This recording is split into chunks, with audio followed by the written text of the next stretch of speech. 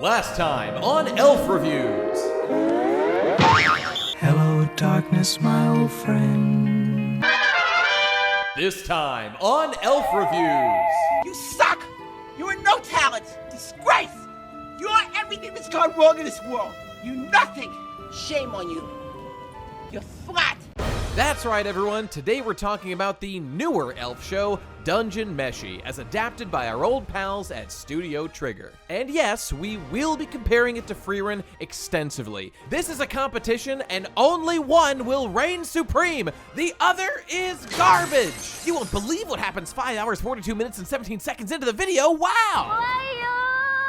I've had time to stew on both series for a while now, and it's actually interesting to compare the two, how differently they started and progressed. While Frieren had this whole wistful, romantic, emotional vibe that was sometimes too sickly sweet for me, Meshi was too blasé about everything, and I found it hard to care about the characters. And frankly, I'd say they're the weakest part of the start of the show. But the two shows are trying to do different things. So even though Frieren has more compelling characters, yep, nobody's topping the Slayer Frieren. Once that show got into its second leg with the First Class Mage test, yeah, there was still plenty of great animation, but holy shit did my interest fall off a cliff. Because we're no longer talking about anything interesting like Frieren's past adventures or the demons. Now screen time is going to all these new characters who, to use the technical term, suck ass. Yes, including your waifu who just hopped off r/atheism, and I do not respect her fedora or katana. With the sole exception of this old ass man who pulled out the best spell of all, beat your ass with his bare fists. Now that's the kind of magic I can respect. Look, the new mages were fine and developed a bit of personality eventually, but it was basically some drops of quality lost in a sea of mediocrity, in a show where the characters had been one of the strongest elements. I swear, each time they revealed there was another section to the test with these people, my heart sank. It was truly sadder than any part of Frieren's backstory. Compare that arc to Elf Girl Show number 2. Dungeon Meshi! A lot of people were glazing this show from the start, which I didn't really see at the time. You've got a bunch of archetypal cringe lords fumbling and bumbling their way into a dungeon, ostensibly on a heroic quest to save their party member who was eaten by a dragon, but barely seeming to care that she's actively being digested right now. She's already certainly dead, by the way, but that's no big deal, happens all the time. But it would be if her bones get digested and make her unrevivable by any magic they have. And yet, they putz around with the cooking shtick constantly. And yes, they have the excuse that the premise of the show is that you have to be well fed to fight at your best and maximize your chance of saving Fallon, God rest her soul. But we actively see them go out of their way to get fancy food and jeopardize the mission just because it seems like a fun time. And yeah, it's played for laughs, but obviously they aren't taking this shit that seriously. And sure, they're diving back into a dangerous dungeon, but it's not like death is real here. That created one of those things. Come on, say it with me now. Tonal dissonance. Yes, very good. Yeah, I felt that in the show, so I wasn't really on the edge of my seat, but I also couldn't relax and enjoy any of the cooking scenes to the fullest either. Not that they all look great to begin with. Like, what the hell is this? Ew! What the fuck? I know the show is intended to be relatively lighthearted about this stuff and go with the flow. It's part of the shtick that this is fucked up. But that doesn't change anything about what's actually happening and your ability to get immersed in the story. It just didn't really jive for me. I'm like Shuro, okay? The honorable samurai, as I literally am in real life. I'm too worried about Fallon to enjoy this beautiful meal you've just made, and frankly, I'm wondering why you aren't, you son of a bitch! If I want to watch a relaxing cooking show, I'll watch something like my GOAT, Yuru Camp, the undisputed champion of low-stakes entertainment. We are so back with Season 3 right now, I'm hogging and kneeling and squealing in sheer apoplectic ecstasy. Oops, sorry guys, might have gotten a little too carried away with the old incendiary on the old camp out, you know what I mean? Fire's getting a little big here, gotta go. Toasty! Yeah! When I'm watching a show like Meshi, every dinner scene has this overarching, palpable discomfort looming above it that's like, hey guys, shouldn't we be hurrying the fuck up, Laios? Your sister is like double dying right now. You know what? It must not be that serious, okay? It's not that kind of show. I'm sure you'll be fine. How bad could it possibly be? Aww. Damn, who could have predicted this? That being said, the thing about Dungeon Meshi is that it's been growing on me. Eventually, they find and battle the Red Dragon at about the halfway mark of the season, and ever since then, as tangible plot progression was transpiring and the stakes started to elevate, I felt myself much more endeared toward the show. Basically, what I'm saying is that while the early part of the story played with the dynamic of a rather morbid D&D style adventure overlaid with the atmosphere of a bubbly cooking show, while making a deliberate joke of that contrast, the balance didn't click for me until we started to hit the second half and the stakes felt sufficiently high. And the ticking clock factor of Fallon's disillusion in stomach acid was addressed. This might just be that Meshi realized the vision it was working toward all along, or maybe finding its footing as it gets past the introductory part of the story. But either way, I've gone from hoping that a new episode will have something of interest for me to actively being excited for the new episodes coming out, and it's the stakes in the story that made the difference. The premise demanded they be addressed, and so they were. Fallon's sacrifice is of course the heart of the show, and the fact that her brother and the rest of the party want to save her. The fact that she, this sweet, innocent girl, was left behind as she saved all her party members from the dragon that devoured her.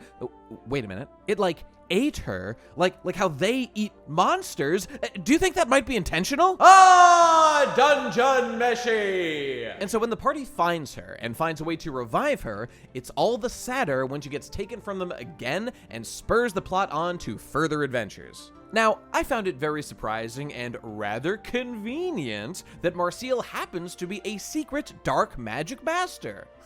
Doesn't seem to match her prim and proper character archetype at all. Damn, that's lucky. But who cares? The narrative effect it has is cool either way. Snatching Fallon from the loving warmth of her friends and family as she's been corrupted and made part of the dungeon herself in this hideous and yet at the same time oddly beautiful new form. Anyway, stab the shit out of her. Ha ha ha, yeah! Monsters are food, not friends. Just like me for real. Anyway, it's certainly given us some personal connection to wanting to slay that devious lunatic magician, love the name by the way, and get her back, stabbed or otherwise. The takeaway is that I really found the show to come into its own more when things got more serious and the stakes finally mattered. And it seemed like it was actually possible things don't work out perfectly for our heroes. We already know that death isn't much of an obstacle in this world, so there's gotta be something beyond that. I liked characters like Kabaru much more from the start, who were serious in what they were doing. He's the kind of guy you see as a real leader in the deadly environment of the dungeon, just doing what he needs to do.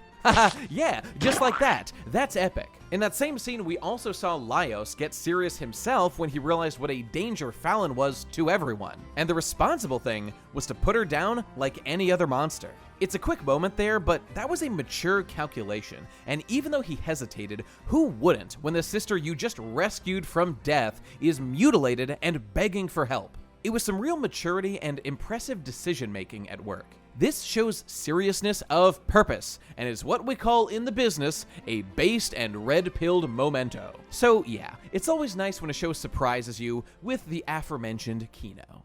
And as we explore things like the reasons why the other party members left the group, namely Namari and Shuro, it really gives the world a feeling of agency outside our player characters. Those guys just had other things going on in their lives. Namari feeling like she needed to pursue other career opportunities after this disastrous campaign. She's not doing this job for charity after all. And Shuro thinking that his crew had a better chance of saving Fallon. This really jives with how there's actually this whole economy built on top of the dungeon. And the more we explore that, and the mechanics of the dungeon itself, the more this feels like a functioning world worth getting invested in.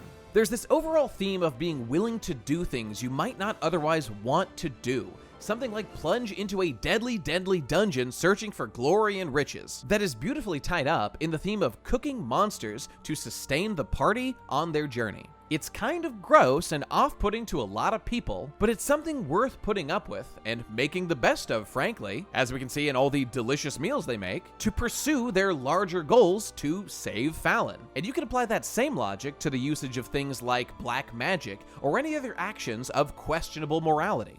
Now, there's definite limits to this principle, moral and otherwise, of just doing whatever you want and hoping it works out, but that spirit as applied in this story I think is pretty well expressed, and I'm interested to see how far they're willing to go with it. Where is that line of acceptability? At what point is the cost too high and you start to lose your very soul? Now, I wouldn't go so far as to put them in the same tier, but the world and the themes expanding in this way reminds me of a similar kind of story, Made in Abyss, which of course has a ton of depth in its world building and characters as they explore a similar type of subterranean magic lair, Etrian Odyssey style, and that's a formula I can always enjoy. Meshi gets the same kind of no going back feeling too, since the party has dabbled in forbidden dark magic that could get them all locked up, but they press on to save Fallon, because they're all in now for better or worse. Still, the stakes are far lower, as far as we know, in Meshi. Sure, there are consequences to what they're doing, but it doesn't seem like the world is gonna explode or anything. But there's nothing wrong with a plot revolving around the exclusive interests of our main characters. And really, that can be a much better tool to get us to connect with them. When the party shows that they care about Fallon and how far they're willing to go to save her, that makes me care too. That's what makes us invested in a story. And ever since Fallon was saved and we got to see what a precious babu she really is, and then lost her again, you get why they'd fight so hard to save her. And of course, from the start, Dungeon Meshi has had some moments of terrific animation, typically during action sequences. So when the show leans into those, it's always fun as shit. But more than that, consistently, I really enjoy the way the story is written tactically, how the team strategically analyzes their abilities and how they can be applied to the weaknesses of their opponents to defeat them and eat them. You really get the sense that this is like a D&D campaign with veteran players who fully understand their own abilities. So typically, victory isn't found through some OP spell or super ability somebody whips out. Nope, it's their knowledge of how to use their tools that enables them to survive and make it deeper into the dungeon past the competition. It's good stuff. The fight against the Red Dragon itself was a major highlight of that, and the payoff was great. And then the vibe shift that happens, beginning with Fallon's resurrection, as that dark undercurrent of the story finally rises to the surface. Gotta say, it was a great moment in the story, and the consequences have me very keen to see what happens next, and what they can do to save that poor, sweet, messed up monster girl. In particular, the second ED, Kira Kira no Hai, or Sparkling Ash, I have found myself listening to a ton. What a great kind of spooky, hopeful yet wistful song, longing to bring Fallon back home safe. Oh, it just really gets me, man. Dungeon Meshi! Dungeon Meshi is a show I think started off with a decent premise and an idea of where it wanted to go. But now that it's gotten there and is leaning into its strengths, it's really begun to blossom. It's delved more into the darker themes to endear us to the characters while still keeping things light enough for the silly tone. Something that makes Trigger an excellent fit for the adaptation, with their signature nonsense style. It's the first one of their shows I've taken an active interest in for some time now, which makes me very happy. I haven't talked about the characters too much, mostly because their motivations are pretty simple. They're here to save their friend. Take Chilchuck, for example. He is a loyal, no-nonsense guy, but not particularly complex. Though as a regional expert, I can confirm that he is a Bostonian. With his 2 daughters and getting his coffee at Dunkin', taking the T to Harvard Yard and Fenway fucking Park. Senshi is notable for being a mysterious, stinky basement dweller dwarf whose tragic backstory was cleverly tied into his monster cooking autism, that, and an abundance of crotch shots.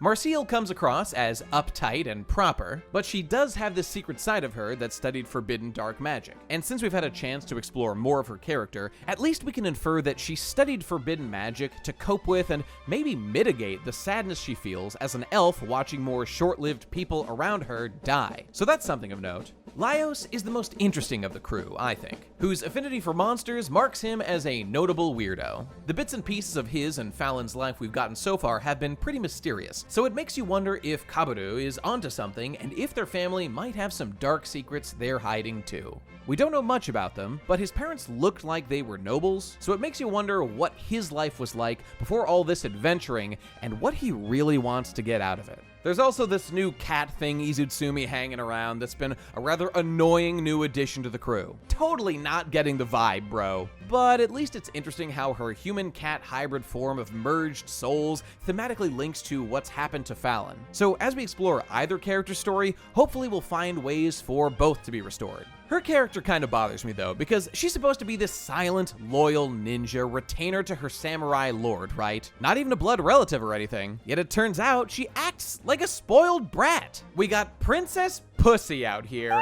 throwing precious food away, ironically being a real bitch. Isn't that not how a character like that would act? A ninja? I guess it's anime rules, so anything goes. Naruto's a ninja too, right? I'm just saying, my goat shinobi Sekiro, the wolf, would find this behavior extremely shameful. The way the plot is leading up to the eventual confrontation with the lunatic magician, with the whole adventure spurned on in the first place by the phantasm of an ancient king promising whoever slays this devil everything in his forgotten kingdom as he fades into dust. With Fallon now under the wizard's control and they gotta free her, it seems like the makings of a great adventure.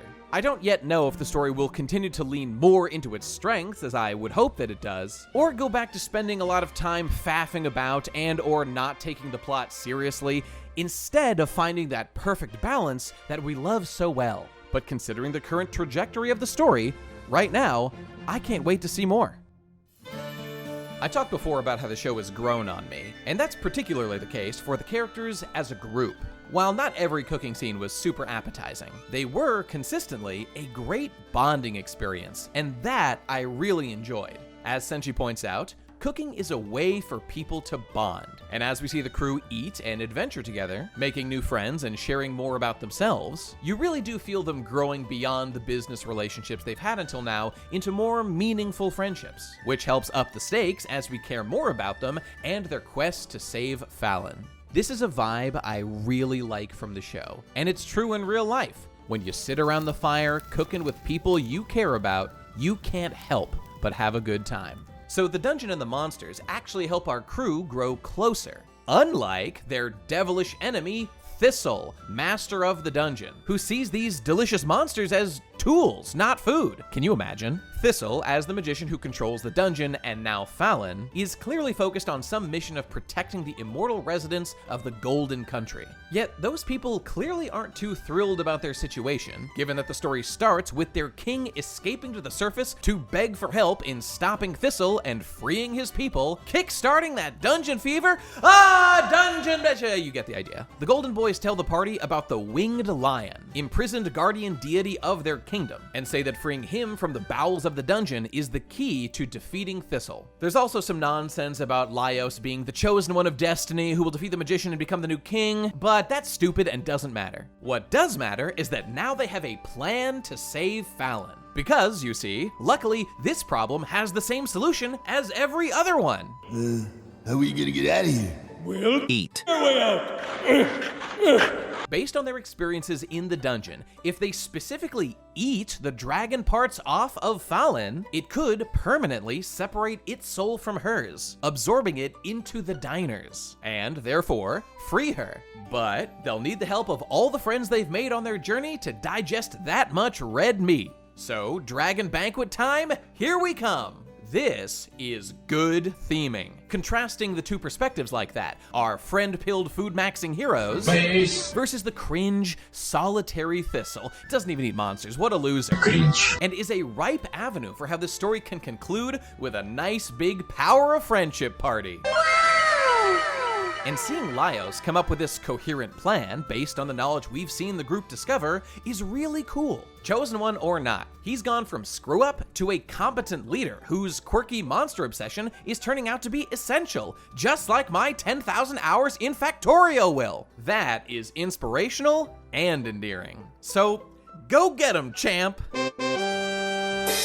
If anyone can do it, he can! Now, bringing things back to Frieren. I hope you didn't forget that was the sole point of this video, to decide which is better. I have it on good authority that the story of Frieren stays good, and things pick back up after the mage exam with more demon stuff coming. So if the anime continues, I'll be on that shit like white on rice. The show's been racking up some other W's as well, like taking the top score spot for all anime on my anime list, deposing Brotherhood. But come on guys, we all know that's cap. More impressively, in a real-life hero moment in Taiwan, this otaku and future president of Chudtopia stopped a knife attack on a train and was quoted as saying that he did it because that's what Himmel would have done. And I'm gonna be straight with you, Himmel bros, big W. And rather a handsome fellow as well, I must say. But the thing is, as both are based on manga, Dungeon Meshi has one huge advantage over Frieren. Its manga is already done. Yes, it finished a few months back in September 2023, wrapping up a 9-year run, and it's only 97 chapters long. And looking at the chapters that line up with the end of the anime season, it puts us on chapter 52, right smack dab in the center point of the story. We could wrap this sucker up with one more season, and I sure as shit hope they do. Oh, hang on, I'm getting a call in from the based department. What's that now? Oh my God! Well, looks like that's happening. Hopefully soon. That is so totally sick. Wow. It means we can actually dream of a complete adaptation. I don't know about you, but I crave finality in my stories so badly. Not for them to drag on for years and years and years. I get enough of that in my life. Yeah, put a nice bow on things and move on to more new Kino. Don't stagnate in place for a decade or two. We've got enough stories doing that right now. Thank you very much. Oh, you hate to see that. Frieren has only been running for 4 years by comparison, so it's not fair to expect it to wrap up right away. But sorry boys, the rules are the rules. The finished story gets the girl. Sorry Frieren, but into the trash you go. I've got a new elf GF, she's goth, and you've got to deal with it. So go now and finish this shit, Trigger. Let's make this the best show that you've made since Inferno Cop. Now come on everyone, say it with me.